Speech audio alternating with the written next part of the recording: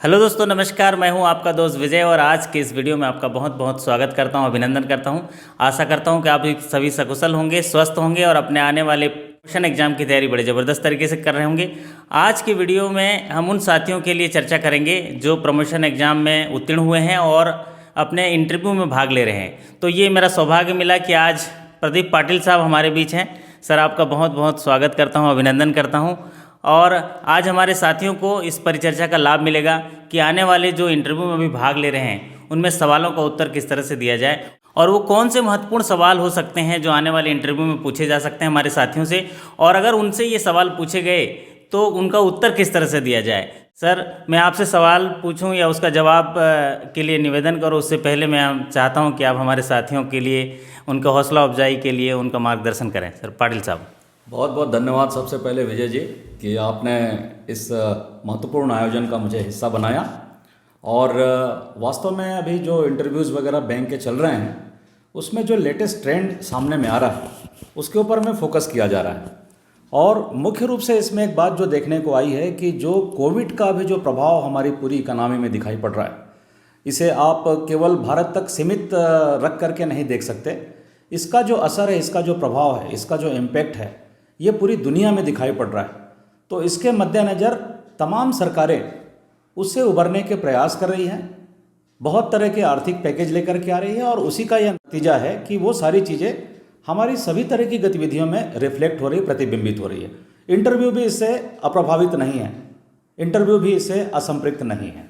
धन्यवाद पाटिल साहब। अभी हमारे लगातार कई साथी जो हैं इंटरव्यू में भाग ले रहे हैं, उनसे बहुत सारे सवाल आए हैं। मैं कुछ सवाल आपसे उनके जवाब चाहूँगा कि अगर ऐसे सवाल हमारे आने वाले जो साथी इंटरव्यू में भाग ले रहे हैं उनसे पूछा जाए तो उनका उत्तर किस तरह से दिया जाए। जी हाँ सर, सबसे पहले जो सवाल ज़्यादातर पूछे जा रहे हैं और आप पूछे जाने की संभावनाएं हैं वो है नीति आयोग के बारे में पूछे जा रहे हैं। तो अगर हमारे साथियों से नीति आयोग के बारे में पूछा जाए तो सरल से सरल शब्दों में उसका क्या उत्तर दिया जाना चाहिए। बहुत अच्छा प्रश्न किया आपने विजय जी। और नीति आयोग के बारे में निश्चित रूप से सवाल अभी पूछे जा रहे हैं। तो सबसे पहले हम इसकी पृष्ठभूमि जानने की हम कोशिश करते हैं। पहले हमारे देश में जिस समय प्रधानमंत्री जवाहरलाल नेहरू जी थे उस समय नीति आयोग की जगह में योजना आयोग का गठन हुआ था। योजना आयोग दरअसल रशिया से लिया हुआ एक कॉन्सेप्ट था जिसमें आपकी पूरी जो आर्थिक आयोजना है, आर्थिक आपकी पूरी जो प्लानिंग है, उसकी एक रूपरेखा तैयार की जाती है। तो 1 जनवरी 2015 से योजना आयोग की कुछ अप्रासंगिकता को देखते हुए उसके स्थान पर नीति आयोग का गठन किया गया। और नीति आयोग, जैसा कि उसके नाम से स्पष्ट होता है, ये नीतियाँ बनाता है, लेकिन इसका जो फुल फॉर्म है मैं आपको बताना चाहता हूँ, national institute for transforming India, ये इसका फुल फॉर्म है। इसका गठन 1 जनवरी 2015 को हुआ और इसकी एक जो वाइब्रेंट टीम है, एक जो गतिशील टीम है जानकारों की, अनुभवी अर्थशास्त्रियों की, वो लगातार भारत के विकास के लिए, भारत की समृद्धि के लिए, उन्नति के लिए वो योजनाएं बनाती है और उसका एग्जीक्यूशन करती है। उसके जो अध्यक्ष होते हैं वो बाय डिफ़ॉल्ट आप कह सकते हैं कि प्रधानमंत्री जी जो होते हैं वो हमेशा ही उसके अध्यक्ष होते हैं और उसके जो उपाध्यक्ष हैं वो राजीव कुमार हैं और इसी तरह से जो सीईओ हैं वो अमिताभ कांत जी उसके सीईओ हैं। तो इसकी लगातार एक जो उपस्थिति है वो भारत की अर्थव्यवस्था में हमें दिखाई पड़ती है। तो इसका जिक्र जब भी आए तो हम ये बता सकते हैं कि पॉलिसी मेकिंग का जो कार्य है वो नीति आयोग के माध्यम से किया जाता है और उसका एक प्रभावी जो एक तरह से कह सकते हैं कि उसका इम्प्लीमेंटेशन, कार्यान्वयन जो अदर बॉडीज़ होती है वो करती है। जी जी जी, बहुत बहुत धन्यवाद पाटिल साहब। आपने बताया नीति आयोग पूरे इंडिया को ट्रांसफॉर्म करने के लिए जो नीतियाँ बनाती हैं, आर्थिक सुव्यवस्था को और सुदृढ़ करने के लिए, और उनके लिए सिफारिशें करती हैं। और कहने का तात्पर्य यह है कि नीति आयोग की जो थिंक टैंक के हिसाब से काम करती हैं। सर, अगला सवाल जो ज़्यादातर पूछा जा रहा है वो मॉनेटरी पॉलिसी के बारे में पूछा जा रहा है कि आरबीआई की जो मॉनेटरी पॉलिसी, ये इस कमेटी किस तरह से काम करती है या उनका कितना महत्व है देश के इकोनॉमी को सुदृढ़ करने के लिए। तो अगर ऐसा सवाल हमारे साथियों से पूछा जाए तो उनका क्या उचित जवाब होना चाहिए। पाटिल साहब प्लीज़।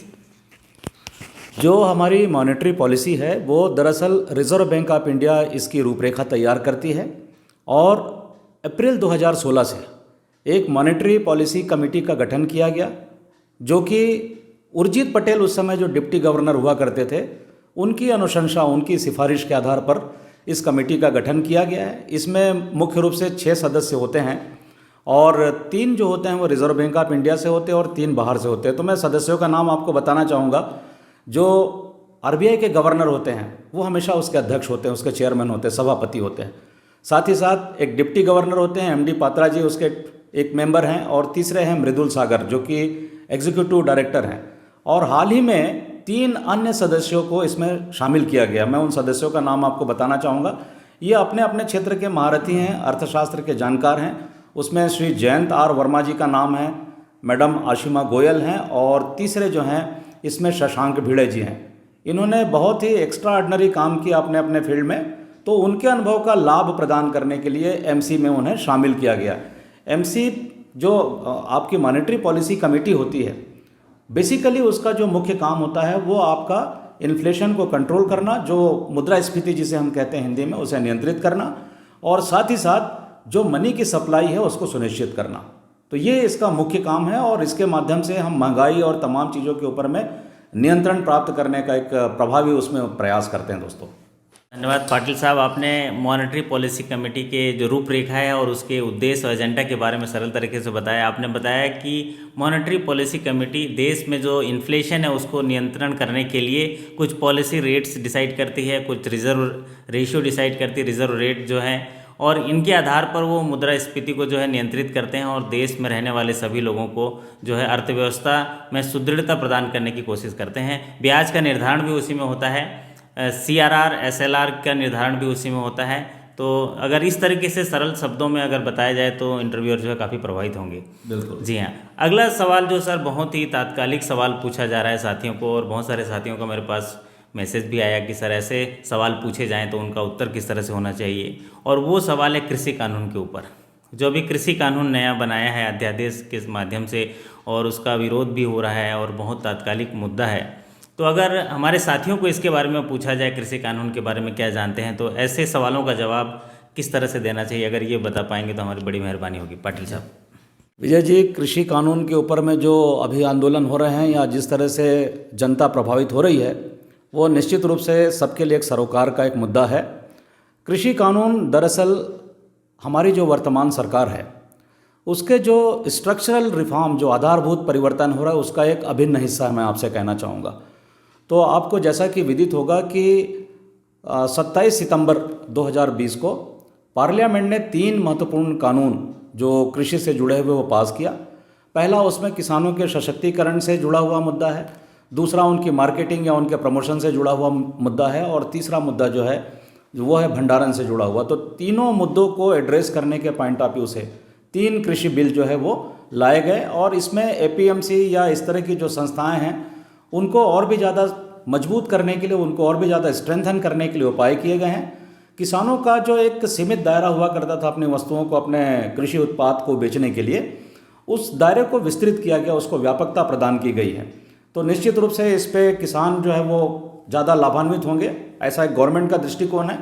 साथ ही साथ अभी आपने देखा होगा कि समूचे देश में जो किसानों का आंदोलन चल रहा है, किसानों के मन में कुछ शंकाएं हैं, उन शंकाओं को लेकर के वो गवर्नमेंट से बातचीत करना चाहती है। जैसे मसलन मैं आपको बताना चाहता हूँ, MSP का एक मुद्दा आता है, न्यूनतम समर्थन मूल्य जिसे हम कहते हैं। न्यूनतम समर्थन मूल्य की बात उसमें उसका जिक्र नहीं किया गया।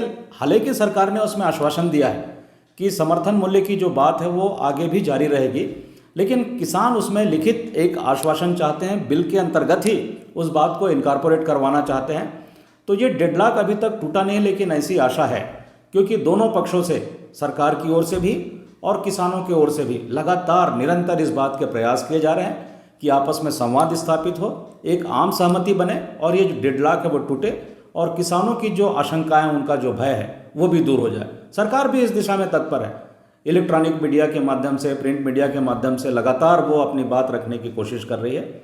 निश्चित रूप से इसमें आने वाले दिनों में बहुत जल्द ही कुछ ऐसा एक बीच का रास्ता निकाला जाएगा जिससे कि इस समस्या का समाधान हो सके।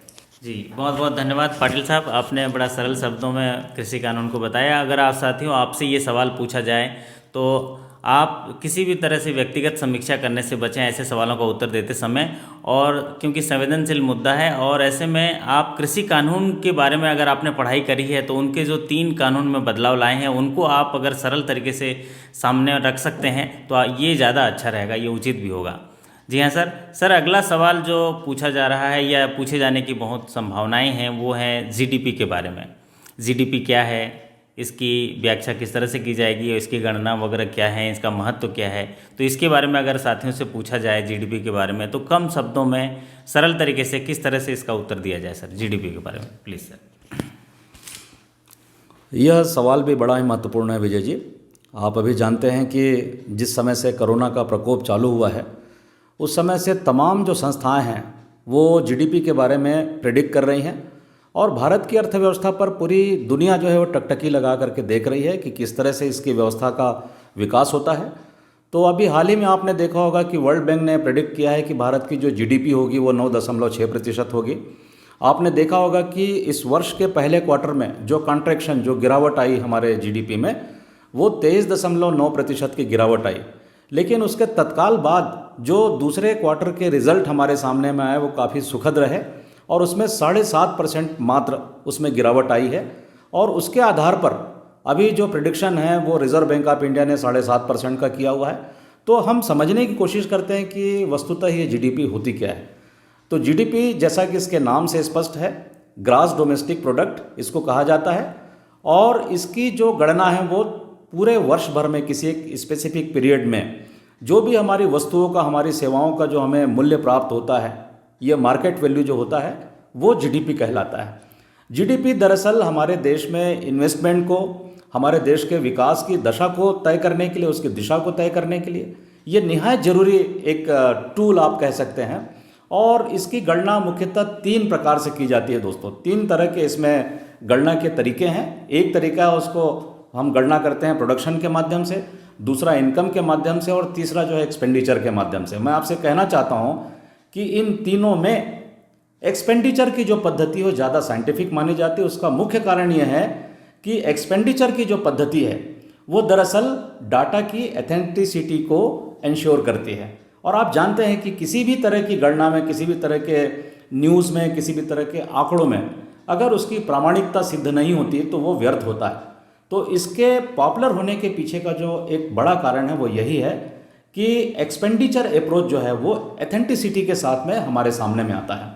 तो इसकी गणना जो की जाती है उसका बहुत ही सिंपल फार्मूला मैं आपको बताना चाहता हूँ। आप चाहें तो उसको नोट कर सकते हैं। C+I+G प्लस एक्सपोर्ट या इंपोर्ट का जो भी उसमें वैल्यू आता है उसको हम उसमें प्लस माइनस करते हैं। तो C+I+G जैसा मैंने आपसे कहा, तो C का मतलब होता है कंजम्पशन। जो भी हाउस होल्ड जो कंजम्पशन करते हैं उसको हम उसकी गणना करते हैं। उसके बाद में इन्वेस्टमेंट आता है, उसके बाद में एक्सपेंडिचर आता है, गवर्नमेंट एक्सपेंडिचर। C+I+G, G का मतलब होता है यहाँ पर गवर्नमेंट के द्वारा जो एक्सपेंडिचर किया जाता है। और वो एक्सपेंडिचर मैं आपसे कहना चाहता हूँ वो रेवेन्यू एक्सपेंडिचर नहीं, किसी भ्रांति में न रहें। वो एक्सपेंडिचर होता है कैपिटल एक्सपेंडिचर। अगर कैपिटल एक्सपेंडिचर उसमें हुआ है उस वर्ष में तो निश्चित रूप से आपके जीडीपी के वृद्धि को, उसके ग्रोथ को, उसके विकास को दर्शाएगी। तो जीडीपी एक महत्वपूर्ण टूल है और हमारी जो तमाम तरह की योजनाएं हैं, हमारा जो तमाम तरह का उसमें जो एक प्रयोजन चलता है उसके आधार पर इसका विकास जो होता है वो सुनिश्चित होता है। तो ये सवाल निश्चित रूप से पूछा जा सकता है दोस्तों। और इसकी अपनी एक वृद्धि के 2 तरीके होते हैं। एक आपकी जो जीडीपी कहलाती है वो नॉमिनल जीडीपी कहलाती है और दूसरी जो होती है वो रियल जीडीपी कहलाती है। तो नॉमिनल जीडीपी का मतलब ये हुआ उसमें इन्फ्लेशन का भी उसमें अंश जो है वो शामिल होता है। इन्फ्लेशन को अगर हम मुद्रास्फीति को उसमें से हटा देते हैं तो हमारे पास जो प्राप्त होता है वो रियल जीडीपी कहलाती है। और अभी आज के डेट में हम 5 ट्रिलियन इकोनॉमी की अगर बात करते हैं 2024-25 में हमारे माननीय प्रधानमंत्री जी का जो विजन है, जो उनका स्वप्न है, उसे अगर हम पूरा करना चाहते हैं तो द हिंदू का जो एनालिसिस मैंने जो कल पढ़ा है इसके बारे में, और मैं आपसे भी आग्रह करूंगा कि एनालिसिस जो है वो हिंदू या जो इंडियन एक्सप्रेस वगैरह अखबार हैं वहाँ से आप जरूर पढ़ें, आपको एक इंसाइट प्राप्त होगी, अंतर्दृष्टि मिलेगी। तो उनका ये एनालिसिस है कि 8% आपकी रियल जीडीपी होना निहायत ज़रूरी है। और आपने इसीलिए देखा होगा कि जीडीपी को बढ़ाने के पॉइंट ऑफ व्यू से सरकार कई तरह के यत्न कर रही है, उपाय कर रही है, प्रयत्न कर रही है, प्रयास कर रही है। और इसमें आपने देखा होगा कि आत्मनिर्भर भारत का जो एक कॉन्सेप्ट है, उसकी जो उदाहरण है वो हमारे सामने में आई है। और आत्मनिर्भर भारत के तहत अभी जो 4.0 नाम का पैकेज जो है वो माननीय वित्त मंत्री महोदया ने जारी किया है, उसमें भी हम अपने पूरे इस डिमांड को उठाने की कोशिश कर रहे हैं, उसको हम आगे बढ़ाने की कोशिश कर रहे हैं। और इसी क्रम में मैं आपसे एक छोटी सी बात कहना चाहता हूं कि आपने अभी देखा होगा कि जो गोल्ड है ना, हमारा सोना, उसका एलटीवी जो है बढ़ा दिया गया है। एलटीवी बढ़ाने के पीछे यह है कि परंपरागत रूप से भारत में जो सोना संचित है, जो स्वर्ण हमारे पास में संचित है, वो बाहर निकले और उसमें ज़्यादा से ज़्यादा हम लोन प्राप्त करके हम अपने डिमांड को एक तरह से उसमें वृद्धि को हम दर्ज कर सकें और हमारी जो मुसीबतें दिन प्रतिदिन के रोज़मर्रा की जो हमारी तकलीफ़ें हैं उससे हम छुटकारा पा सकें। तो ये एलटीवी बढ़ाने के पीछे भी गवर्नमेंट की यही एक मंशा है कि किसी तरीके से हमारा जो डिमांड साइड है उसमें एक इमर्जिंग ट्रेंड दिखाई पड़े, उभरती हुई प्रवृत्ति हमें दिखाई पड़े, जिससे कि हमारी इकोनॉमी जो है और ज़्यादा मजबूत हो सके, समृद्ध हो सके और भी ज़्यादा उसको हम स्ट्रेंथन कर सकें। जी जी, बहुत बहुत धन्यवाद पाटिल साहब। आपने तो बड़े ही विस्तार से जीडीपी को बताया और मेरे तमाम साथी जो भी इसको सुन रहे होंगे उनको बहुत ही सरल तरीके से जीडीपी के बारे में समझ में भी आया होगा और मैं तो ये जानता हूँ कि वो इस काबिल भी हो जाएंगे इसको सही तरीके से बताने के लिए। सर, आज के सेशन का अंतिम सवाल आपसे इजाज़त से लेना चाहूँगा कि एक सवाल जो पूछा जा रहा है और पूछे जाने की बहुत संभावनाएं भी है, ये वो है कोविड-19 के जो इफ़ेक्ट के बारे में बैंकिंग इंडस्ट्री में। पूरे दुनिया में जो कोविड-19 का इफ़ेक्ट है वो तो है ही है, देश में भी है, लेकिन यहाँ सवाल पूछा जा रहा है बैंकिंग दृष्टिकोण से बैंकिंग इंडस्ट्री को कितना इफ़ेक्ट किया है या बैंकर्स को किस तरीके से मजबूत होना है इस स्थिति से उबरने के लिए, क्योंकि जितनी भी इंडस्ट्री हैं वो अफेक्ट हुई हैं और कहीं ना कहीं वो वित्त पोषित हैं बैंकों से। तो अगर ऐसा सवाल हमारे साथियों से पूछा जाए तो उनका क्या उचित जवाब होगा, अगर ये बता पाएंगे तो बड़ी मेहरबानी होगी पाटिल साहब। विजय जी, अभी जैसा कि शुरू में हमने जिक्र किया कि कोविड की जो परेशानियां हैं, कोविड-19 की जो परेशानियां हैं, वो आर्थिक जगत पर बहुत स्पष्ट रूप से दिखाई पड़ती है। तो इस दृष्टिकोण से मैं तो ये कहूँगा कि बैंकर के लिए एक बड़ा ही चुनौतीपूर्ण काम है, बड़ा ही चैलेंजिंग जॉब है और सरकार इस दिशा में संवेदनशील है, ऐसा मैं मानता हूँ। और इसी वजह से तमाम तरह के जो पैकेज हैं उसका अनाउंसमेंट हो रहा है ताकि हम बृहत स्तर पर जो इसकी मार पड़ी है, छोटी छोटी जो इकाइयाँ, जो प्रोडक्शन की यूनिट्स हैं, जो जिसमें विनिर्माण का कार्य होता है वो बंद हो गई है, बिजनेस यूनिट्स हैं, जो किराने के शॉपकीपर्स हैं, उन सारों पर जो मार पड़ी हुई है, तो उससे उबारने के लिए वो तमाम तरह की वो कोशिशें कर रही हैं सरकार। आपने देखा होगा कि हाल ही में जो रिस्ट्रक्चरिंग का है उसका एक कॉन्सेप्ट आया और रिस्ट्रक्चरिंग के तहत रिजर्व बैंक ऑफ इंडिया का अपना जो एक व्यू पॉइंट था, उस व्यू पॉइंट के आधार पर गवर्नमेंट ऑफ इंडिया ने उसमें और भी ज़्यादा लिबर्टी दी और इस जेन्युइन प्रॉब्लम को देख करके उन्होंने एक 6 महीने का उसमें मोरेटोरियम का पीरियड रखा कि भाई आप इसमें इंटरेस्ट के ऊपर में इंटरेस्ट न लगाएं, इसमें आप उनको एक मुकम्मल समय दें, उचित समय दें, वाजिब वक्त दें ताकि वो समय पर अपनी किस्तें जो हैं पटा सकें। तो मैं यही कहता हूँ कि जो भी हमारे पास में निर्देश प्राप्त होते हैं उनका हम समुचित पालन करें, लोगों तक उसकी सूचनाएं हम पहुंचाने की कोशिश करें, जो हमारे बारोवर्स हैं, हमारे जो स्टेक होल्डर्स हैं, तो उसका वो ज़्यादा से ज़्यादा वो लाभ ले सकें। बस मैं आपसे यही कहना चाहता हूँ। बहुत बहुत धन्यवाद पाटिल साहब, आपने बहुत ही सरल तरीके से और सटीक जो जवाब जो हैं हमको दिए और उसके लिए आपने मार्गदर्शित भी किया कि किस तरह से जवाब देने चाहिए। कोविड-19 के लिए बैंक और जो वित्त मंत्रालय के द्वारा जितने भी रिजर्व बैंक के गाइडलाइंस हैं वो बैंकों के माध्यम से आ रहे हैं, अगर उनका सुचारू रूप से और ईमानदारी से उनका पालन किया जाए तो इस स्थिति से उबर सकते हैं। सर, मैं चाहता हूं कि हमारे तमाम साथी इंटरव्यू में भाग ले रहे हैं, ज्ञान तो उनके पास है, हमारे वीडियो के माध्यम से खुद स्टडी भी कर रहे हैं, तो उनका हौसला अफजाई किस तरह से किया जाए कि सफलता के करीब वो हैं। तो मैं चाहता हूं कि चंद पंक्तियां उनके हौसला अफजाई के लिए आपके शुभकामनाएं स्वरूप मिल जाए तो बड़ा अच्छा रहेगा। सर पाटिल साहब। विजय जी, मैं कोशिश करता हूँ, एक पुरानी कविता मैं याद करने की कोशिश करता हूँ और ये बहुत ही मेरे लिए बहुत ही प्रेरणा स्रोत ये कविता मैं मानता हूँ कि जिसका तुम अभ्यास करोगे वही सरल हो जाएगा जी। अमृत कलश भरो घट भीतर लुप्त गरल हो जाएगा। देख तेल की परछाई में वेधो मछली की आंखें, अर्जुन सा एकाग्र बनो हर वार सफल हो जाएगा। मेधावी एकाग्र चित्त हो करता जो अभ्यास सतत, मेधावी एकाग्र चित्त हो करता जो अभ्यास सतत, चिंतन मनन अध्ययन लेखन, चिंतन मनन अध्ययन लेखन प्राप्य सकल हो जाएगा। और भूल भुलैया मेला सर्कस, रस्ते में भटकाव बहुत, लक्ष्य विहीन पथिक मत बनना, लक्ष्य विहीन पथिक मत बनना, इष्ट विफल हो जाएगा। और लालच लोभ कपट आडंबर, नौका में है छिद्र अनेक। लालच लोभ कपट आडंबर, नौका में है छिद्र अनेक। निर्मल मन से जतन करो, हर वार सफल हो जाएगा, हर वार सफल हो जाएगा। जी बहुत बहुत धन्यवाद। जी हाँ, अगर इन पंक्तियों को आप समझ पाए तो आपका हर बार सफल हो जाएगा और आप जीवन में निश्चित तौर से सफल होंगे। पाटिल साहब की शुभकामनाएं मिली इन पंक्तियों से और मैं आपका तहे दिल से शुक्रिया अदा करता हूं सर। बहुत बहुत धन्यवाद करता हूं कि हमारे साथियों को आपने ज्ञान दिया, साहस दिया, मनोबल दिया और साथ ही साथ एक उत्साह दिया जिससे वो आने वाले उनके इंटरव्यू में बहुत अच्छे से वो पेश हो पाएंगे और उनसे पूछे गए सभी सवालों का मुझे पूरा विश्वास है कि बहुत अच्छे से उत्तर दे पाएंगे और सफल होंगे। जी हाँ, आप आज के इस परिचर्चा में हमने चर्चा किया नीति आयोग के बारे में, साथ ही चर्चा किया कृषि कानून के बारे में, मॉनेटरी पॉलिसी कमेटी के बारे में और जीडीपी के बारे में और कोविड-19 से इफ़ेक्ट से इस प्रभावित जो हुए हैं उससे कैसे उबर सकते हैं, इन बारे में अगर आपसे सवाल पूछा गया तो आप किस तरह से जवाब दे पाएंगे।